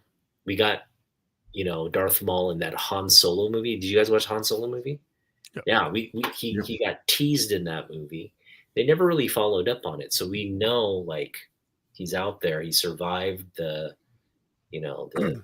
whatchamacallit, the Jedi killing, and then we know Ashoka right now has like she's aged to like a middle-aged woman. It's in the heyday of Darth Vader, so we just don't know where Darth Maul will fall eventually in this sort of pre New Hope, post Anakin kind of timeline. And I just think, yeah, he's just a fan favorite, and this is probably the best cover you're ever gonna find in terms of photo covers of the characters. So do you want to know something funny about this Star Wars guy? I've never seen episode 1. No. So I loved Star Wars when I was a kid, right? Obviously the original trilogy I grew up with. When episode 1 came out, I remember it being a big deal, right? And I didn't see it at the cinemas. And then I think I borrowed the video off my brother. And I was like, all right, I'll watch this. And I turned it off after 15 minutes because I realized I had no interest because all the characters that I loved weren't even born yet. So I just turned it off, didn't watch it. And and then when I got back into Star Wars, just only a few years ago, I went back and I rewatched the original trilogy, and then I watched all the new ones. And then Sarah, she kind of grew up with the prequels, right? So she put on episode 2 one night randomly, and I was like, oh, I'll sit there and I watched episode 2. And then after that, I was like, oh, do you want to watch episode 3? But we never went back and watched episode 1. And I fear about watching it because I don't know. Because even episode 2 and 3, I was like, this doesn't feel like Star Wars to me. It feels like it's just because the original trilogy was very, what's the word? Like a iconic word, like a post-apocalyptic kind of feel.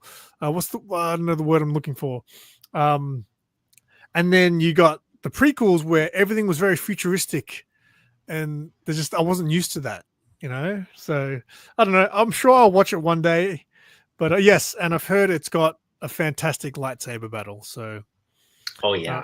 I will get around to. Maybe I'll do a reaction video watching episode 1 for not only the battle, but the soundtrack or the music that accompanies the last was that the Jewel of the Fates or whatever it's called? Yeah, it's an incredible. I am one who went and saw episode 1 twice in the theaters when it came out. This was 1999, right? 1999, 2000. Yeah. And I was there. I was in Korea, and they launched in Korea with the subtitles and all. But I watched it, and I enjoyed it so much. I was like, I got to see this again. And I went and watched it a second time and was just wowed because it's like special effects. Now the special effects, I'm sure if you go back and watch it now, it's just kind of like maybe dated, right? With the droid army and all that. It probably seems a little dated. But at the time when you were like in the theaters and you're just watching these incredible CGI graphics for the first time, it was, I mean, you guys are probably grade school? Middle school, grade school? What year was it? It was 1999. So you're I was about 17. Okay, 17. Yeah, I was in middle school, yeah. So middle school, no. Yeah. I was in college. Well, I graduated college, so it was post college when I saw it, and so I was like early 20s when I saw it. It was like just mind blowing. And everything you kind of wanted to see in a Star Wars movie, or it was a completely original story. And you got to imagine, like, this was the advent of the internet. So, like, there were like scripts being leaked on chat boards, and I had read maybe 3 or 4 different potential scripts for the first trilogy. And it was just kind of creating all this hype in my mind. Oh, what was it going to be? What was it going to be? And then when it eventually came out, of course, it was none of the rumored stuff in the chat rooms, but it actually ended up being pretty like original and good. And Darth Maul was definitely, I think, the highlight of that movie. Yeah, it was just like, yeah, it was good ending. The ending is really, you got to see it, Simon. That's all I'm trying to tell you. Like, that's a good movie to actually hold off on seeing and then just watching for the first time, because it'll just kind of put everything into place. But I know what happens though. yeah. Oh, you know what happens. Well, you've probably seen everything on YouTube anyway, right? I guess I just know which characters die and who don't. All right. Well, yeah. So the Vampy one, the original Vampy one, was written by Forrest J. Ackerman, Tom Sutton. Then when they redid it, artists Jose Gonzalez and J.R.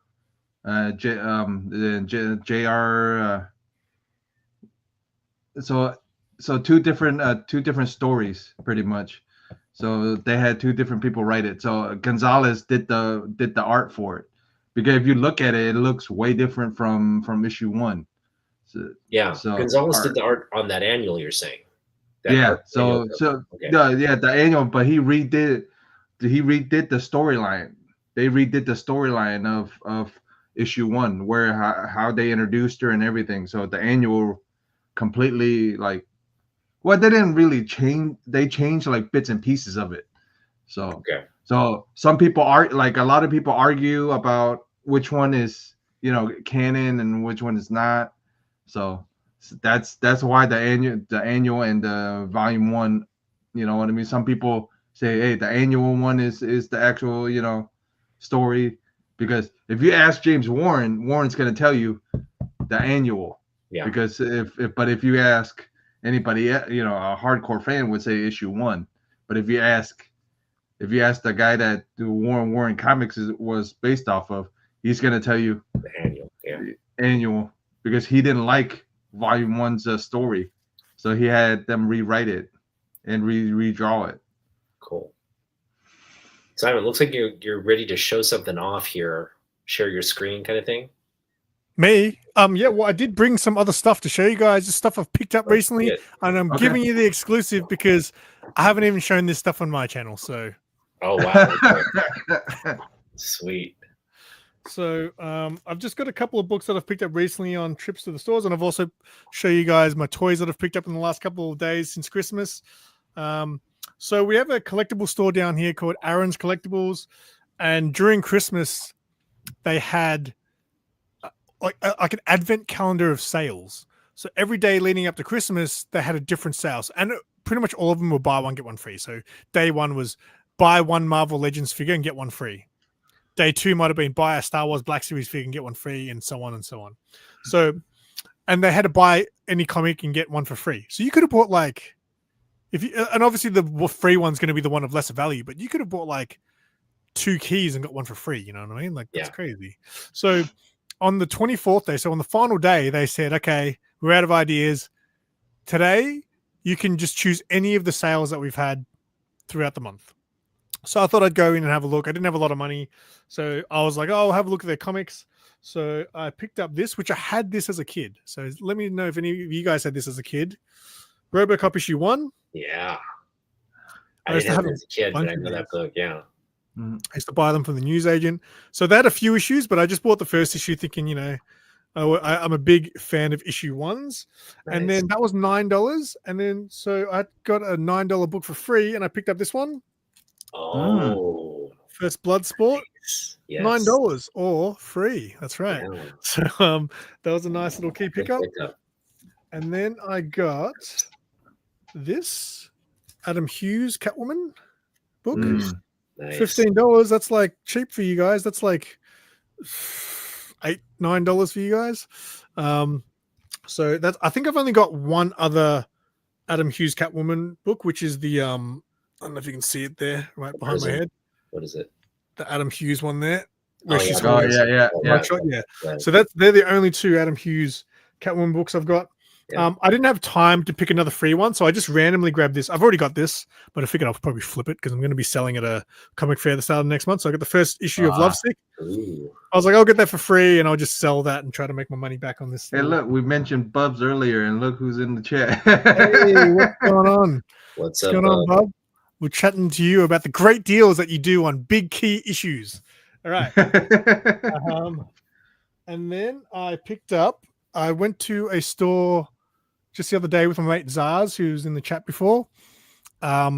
And it was a store that had everything. They had like action figures, trading cards, comics. It was a really interesting store. So again, I haven't shown this on my channel yet, but I picked up this, just a random Aliens book, but I'm pretty sure it's meant to be an homage, right? Anyone know what it's homage? Homage to?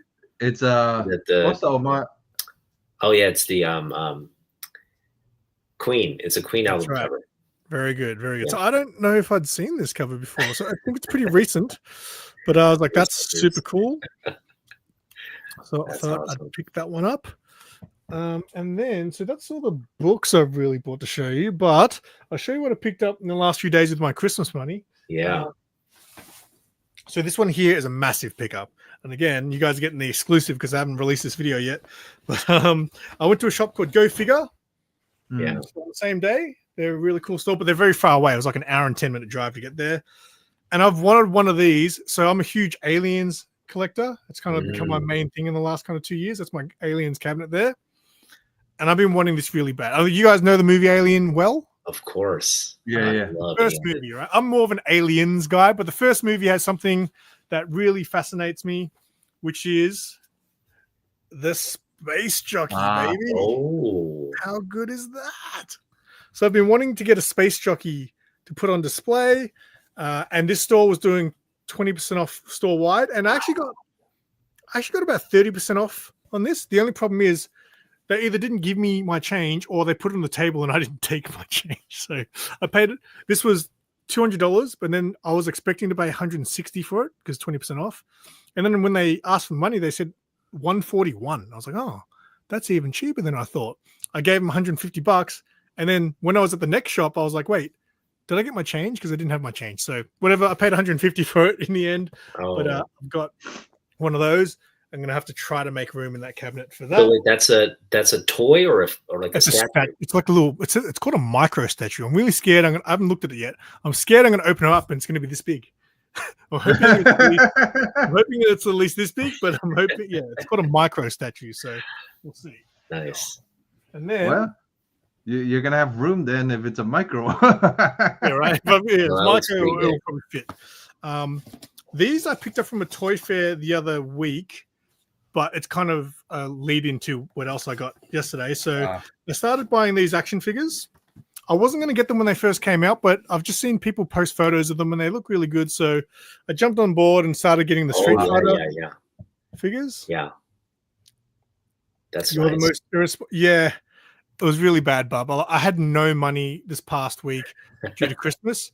And then Christmas Day happened. I was like, oh, I'm going to spend hundreds of these dollars. That's exactly what I did, so don't feel guilty. So I got Ryu and Cammy. Hey, have you seen those for the Street Fighter? That they have a new line of Street Fighter ones that are coming out from, I think it's a Hong Kong toy maker. I did see that. So and I'm spewing. You know why? The reason I didn't jump on these straight away is because I thought they looked good in all the promotional photos, but to me, I think the face just looks okay. Yeah. I don't think it's the best face, but then for some reason, when I see people post photos, they look good. Yeah. So I don't know. When I looked at the face in person, that's why I literally didn't get them in the first place. But then, I kept seeing people post photos like, oh, I really want them now. And then they released those new ones you're talking about, and they look really good. The faces on them look like anime sort of characters. Yeah. Which I think is better. But too late. I'm on this train now. So yesterday I went to a toy shop called Pop Toys to pick these up, and I didn't actually film a video at all. So these will never be shown except for here. So I picked up Ken.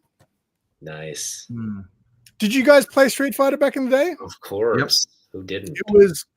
It took the world by storm. Yeah.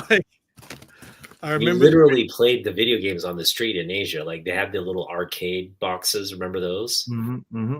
Yeah. Chun-Li. How much was that? So these retail for about $40 here, and the guy gives me he knocked $5 off everything for me. Wow. So, and then I also picked this up from him. Oh no. Oh, I thought that was the Akira cycle. No, well, it could be. It could be. If I just bought an Akira figure and stood him next to this, you would think it's the Akira cycle. This is a Red Hood motorbike. That's a pretty yeah. Red Hood rides a motorbike. Yeah, he the does. Akira Look, cycle. Red Hood's sport bike. Sport bike. I really didn't need this, but I bought the figure that is supposed to go with it, so I figured, why not? Dude, you have fallen deep down the well of figure collecting. It's really bad. It's really bad. So because, like, you know, comic books do take up space. I was warned that comic books would take up a lot of space, but I mean, I've been collecting comics for years now, and yes, they're finally taking up a lot of space. But man, action figures take up a lot of space. Yeah. Like, and I keep all the boxes, so I've got 2 massive boxes up there that are overflowing with empty boxes. Because I figured one day, like for example, let's say these Street Fighter ones come out.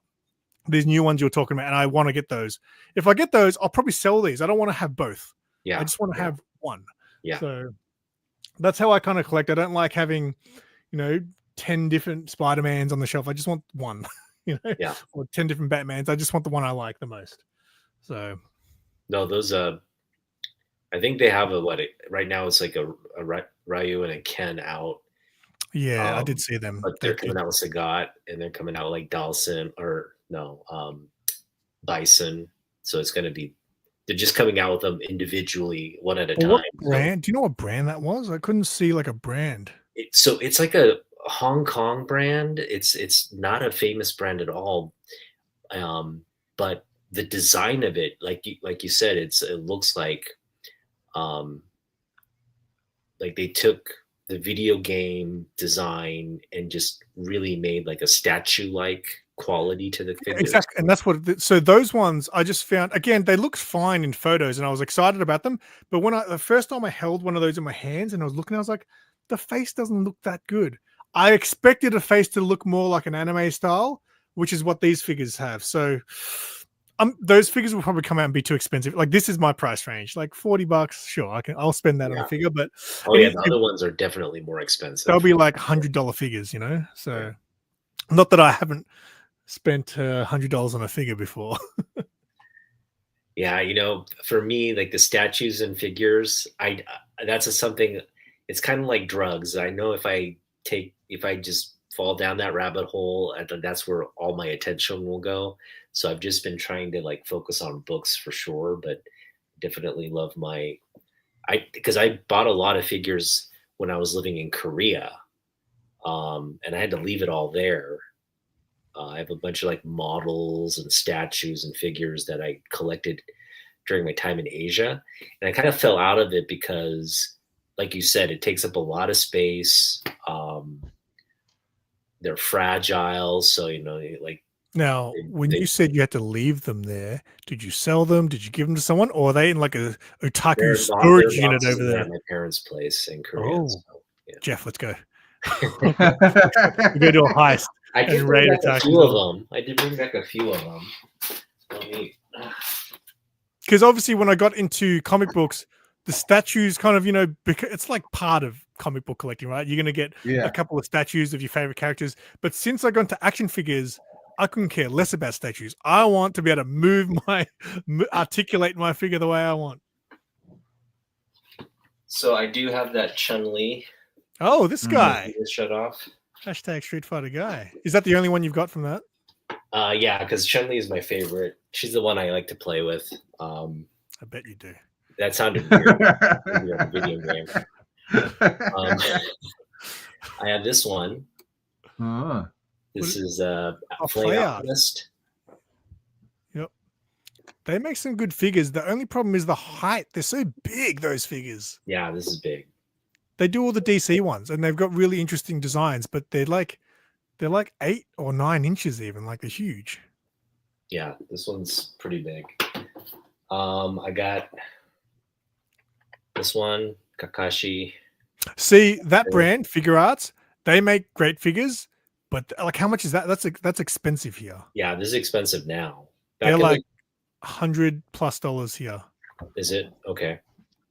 This is the one that's like got. You can make him do anything pretty much. Like it's got the such articulation full on Figure Arts. So I've got a Thanos from Figure Arts. Okay. I think is that my only Figure Arts? Yeah. I think that's what. Yeah. SH Fig Arts. Yeah. Yeah, they make great ones. This one I picked up in Japan while I was living there. I'm sure it's worth a lot of money, but I got it right when it came out. And this is the those things are so freaking expensive, and right? I don't know why. Like, they're so expensive. I don't know why. Are they made of like pure silver or something? Like, I don't understand. So this is the Japanese version of Funko. Yeah, pretty much. That's why. But they're 8 times the price.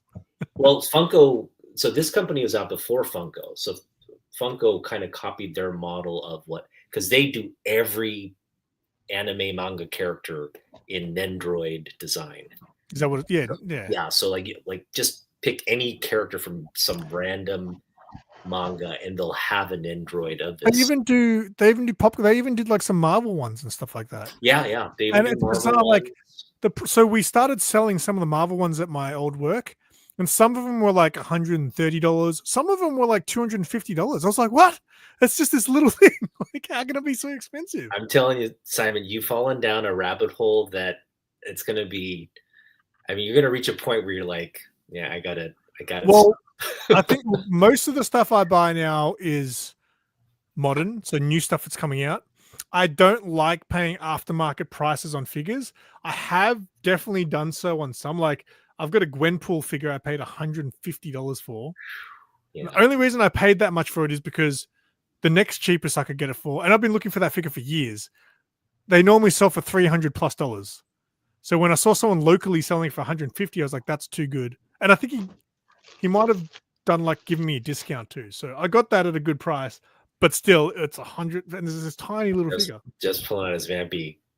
No, there's not the Vampy. I'm pulling out the Tigra. Have you got the Vampy figure? He's getting it. I ordered it. January. I ordered it. But this is the Tigra one. Nice. Yeah, that is a good looking figure. I've got the Red Sonja one. Yeah. But this is no. That one's no, the Dark Wolfenstein. It's up there. Yeah. But so yeah. Beautiful.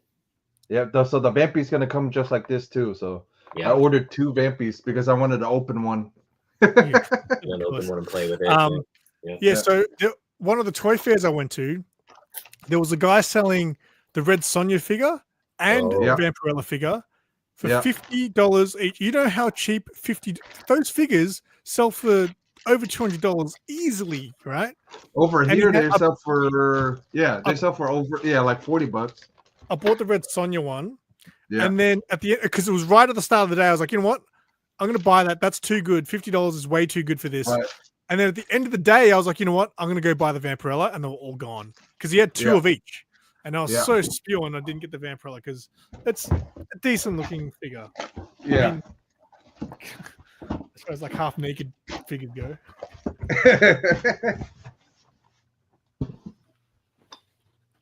But yeah, I do collect some vintage. Like all the Alien stuff I collect is all fairly cheap, $20 a pop. Really, but I remember they had the Aliens action figures from the 90s, or was it like early 90s? Yeah, that's what I've got in there. They're all the Ripley, all the Kenner ones. Yeah, but they were not good action figures. They were kind of like, well, they were 90s action figures. Yeah. They all had like action things as well, so they all did things. But they're all cool. Like they're all different types. So it was all that figure line was based on an animated series which never came out.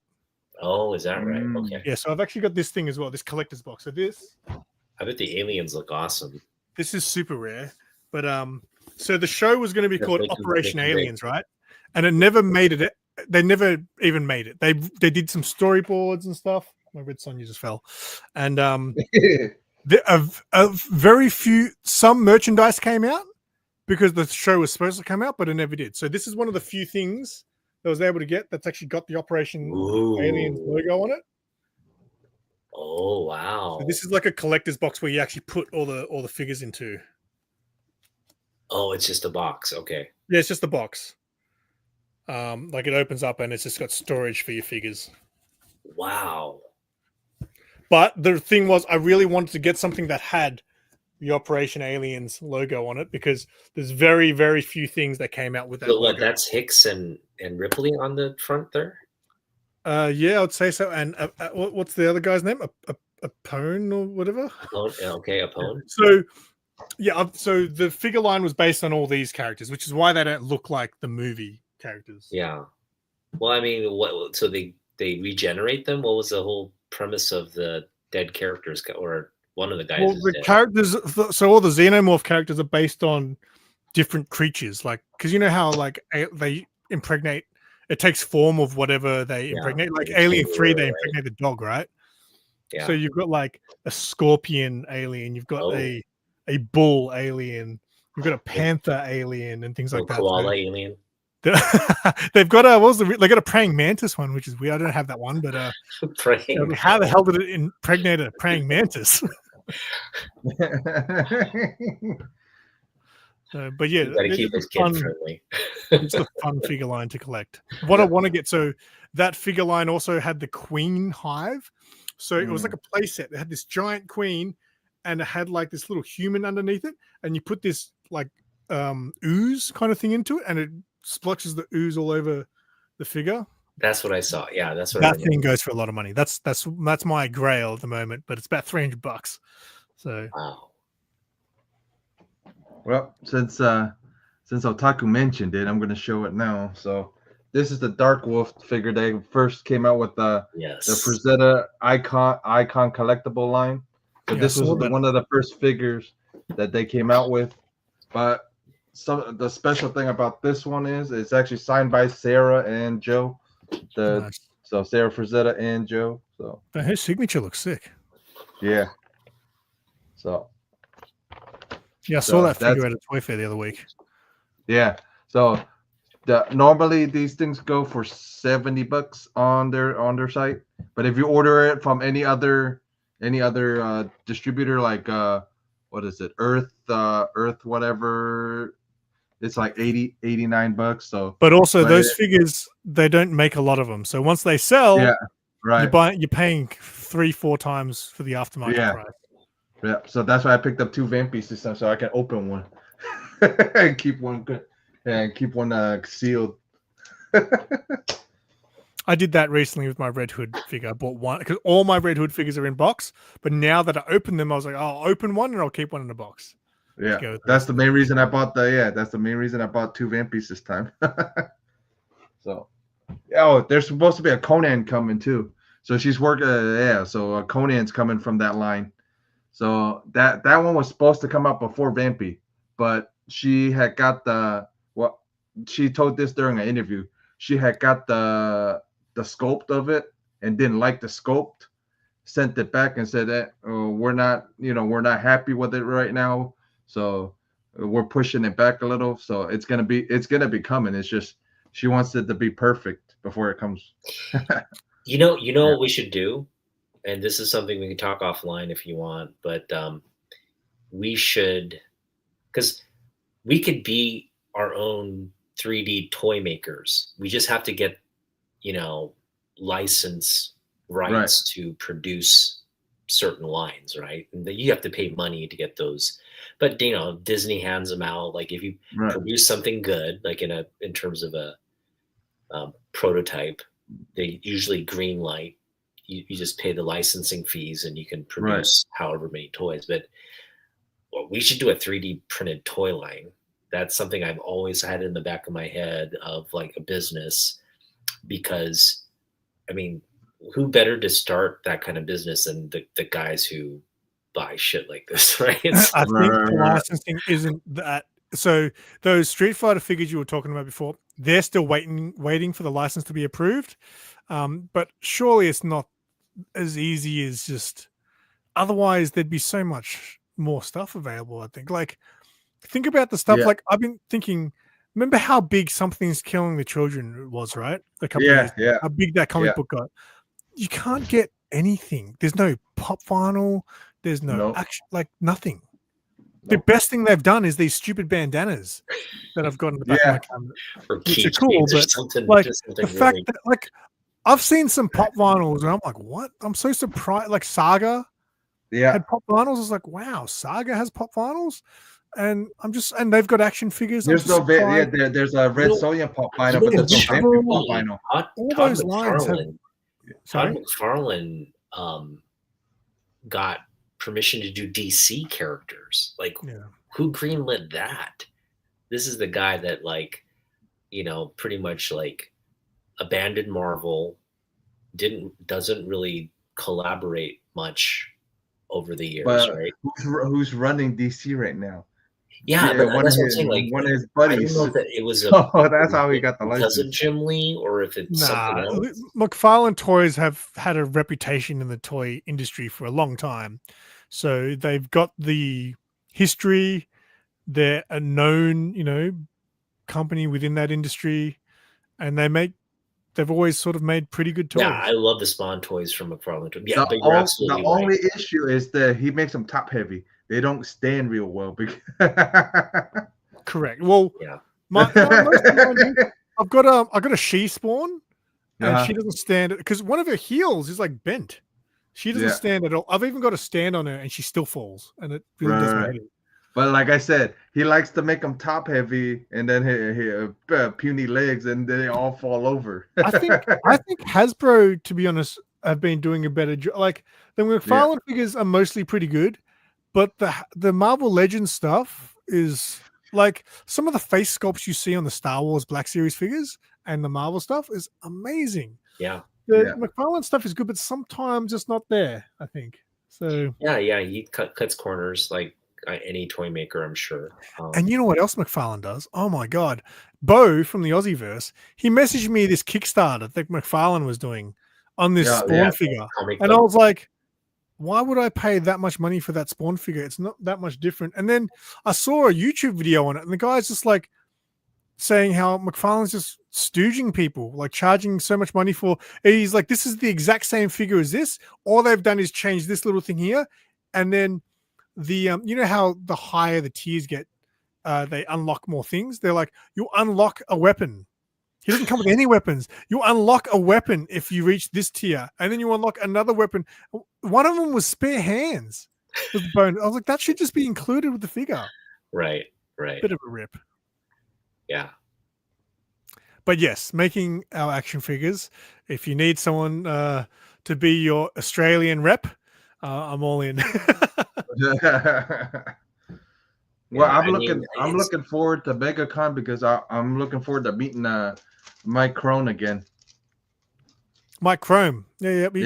I've met him. I did an interview with him. He's not the most pleasant gentleman. Maybe over there he'll be nicer, but he didn't give me. He did the interview with me, but he didn't have that friendly vibe. Afterwards he was chill, but like when I first asked him, "Hey, do you reckon I could ask you to do an interview with you?" And he goes, "What's it for?" I was like, I just have a YouTube channel. We just talk to people here. And he goes, "Is it going to take long?" I was like, "No, it'll take you like 2 minutes, mate." So then I interviewed him afterwards. I thanked him, and he goes, "Yeah," and he, he was a bit nicer. But in the beginning, he wasn't very friendly. Right. But I got last time I met him, I got a commission done by him. So you got it. Well, he'll be friendly to you because you give him money. Yeah. Nice. And you gonna meet him next week? You said? No, it's in February. I'm looking forward to seeing him again.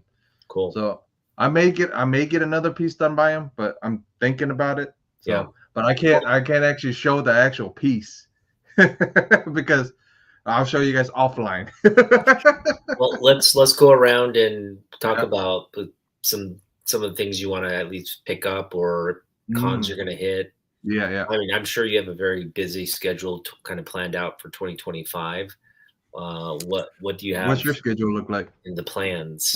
I try to get to every show possible, and now that I pretty much have weekends off, like so at my old job, I used to work, my weekends would rotate. So 1 week I work Saturday, 1 week I work Sunday, most events here, if they're one day, they'll be Sunday, and obviously the big events will be all weekend.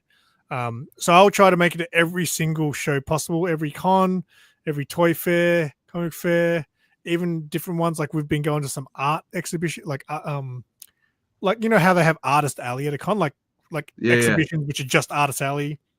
Been going to all kinds of things. So yeah, I try to get to as many of these things as I want. The goal would be though, because a lot of people in the comment sections, especially for my con videos, will be like, "Oh, are you coming up to Comic-Con in Brisbane?" I'm like, if you want to pay for me to come to Brisbane, like, so I would love to go interstate and start doing that too. That's a future goal, maybe one day.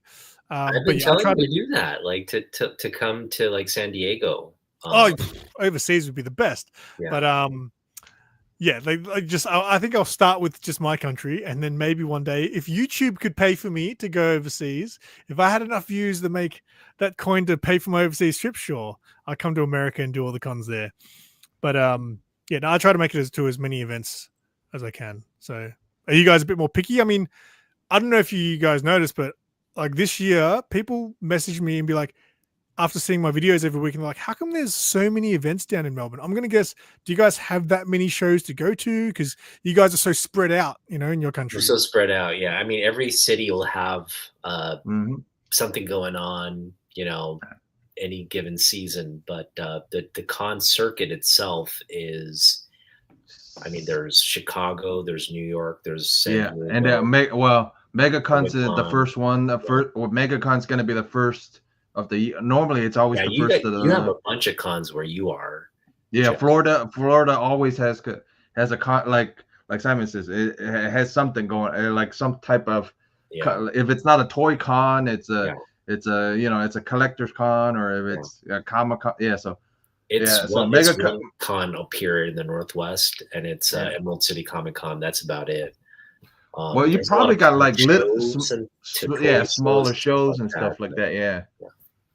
That's what we have. We have a lot more smaller shows, but February time is when the big one happens, is MegaCon, and then there's Tampa, and then there's like you know all these other little cons spread out. But so MegaCon's gonna be the biggest one where everybody shows up, where Bueller, where all these guys, all the guys from other YouTube, like Tom and all them show up, because it's one of their favorite ones to show up to. So it's a big one. It's gonna be good. It's gonna be nice to see everybody. But like my biggest thing is to hit Heroes again. Heroes Con is hands down one of the best cons for collectors in general, comic collectors. Yeah. That's the one where all the community members going. I really want to go to that one. Yeah, man, that's the dream. Zaz, my mate. He's my mate from here, and he went last year. He flew up, and I got to hang out with Barbs and all the boys. Yeah, so that's a future goal too. But I want to go to Japan first. That's another goal. Like, so I haven't traveled for 10 years. Last time I went away was Thailand 10 years ago.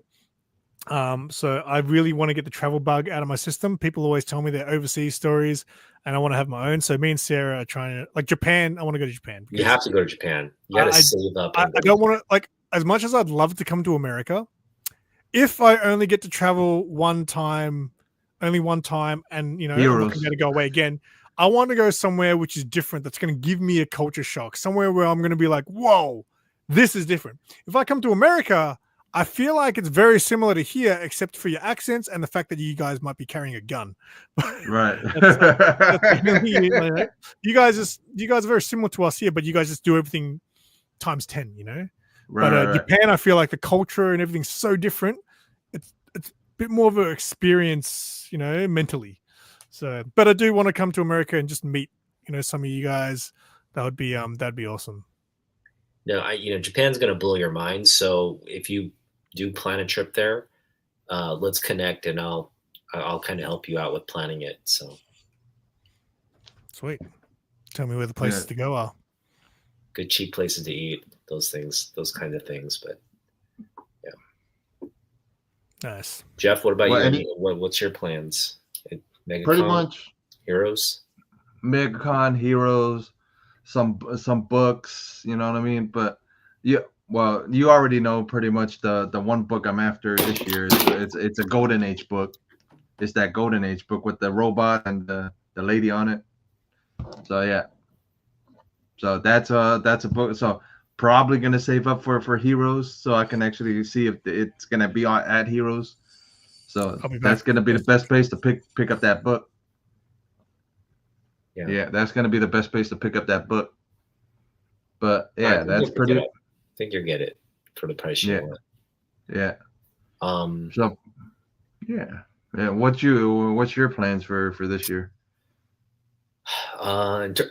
So a lot of things hinge upon. I'm in a fantasy football league, and right now I'm in the finals of that fantasy football league. If I win, I have like $900 coming my way. Right. So with that money, I'll have. I mean, I'm trying to pick up a Batman 251, the Neil Adams Joker cover. Right. That's been elusive to my collection. But again, if I win the league and I get paid out $900, I'm about a week away from. I'm winning this week. It's week 1 of 2. If I win the second week, or I maintain the lead in the second week, I'll have won the league. And again, $900 is just. I'll probably try to go to a con, maybe try to go down to San Diego, hit up San Diego, because I've been meaning to do that for the past 2 years. Just budget has always been the issue. So hoping that clears up, because we'll definitely devote that budget and maybe some of the summer, because I always work part-time in the summer as well, because my family's away during the summer. I really have nothing to do, got too much time. So I usually work on the weekends and build up like a comic budget. So I'm still planning to do that this year. The only difference being I am planning to go to Japan this year and Korea as well in the summer. So again, there's just a lot of things in flux in terms of vacation planning, what I'm going to do for the comic budget, and with this football league money. So it's sort of a to be determined. I haven't laid down any plans yet, but if everything falls through, we'll be going to Akihabara in the summer, picking up stuff there. We'll be maybe going to San Diego Comic-Con in the summer or late summer, and also targeting a few big books. So just stay tuned. Stay tuned. Yeah, that's pretty much what we got planned this year. So you got anything else planned, Simon?